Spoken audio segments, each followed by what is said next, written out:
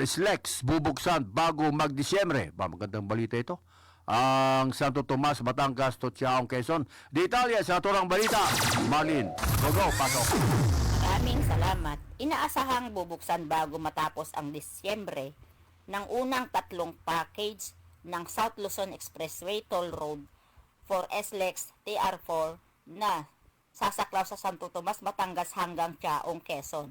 Ayon kay Transportation Secretary Giovanni Banoy Lopez nitong Miyerkules.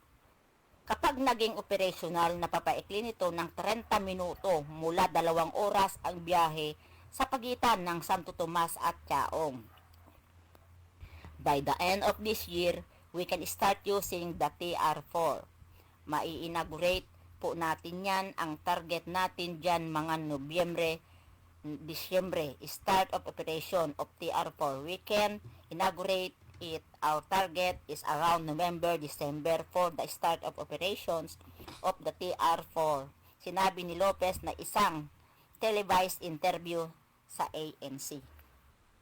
Binubuo ang 6 na package ang proyekto habang sunod nabubuksan ang natitirang 3 kapag natapos ang buong expressway. Inaasahang bababa sa 1 oras mula 4 na oras ang biyahe sa pagitan ng Batangas at Lucena City.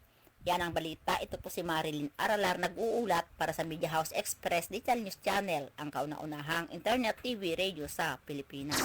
MH Balita ng Bansa.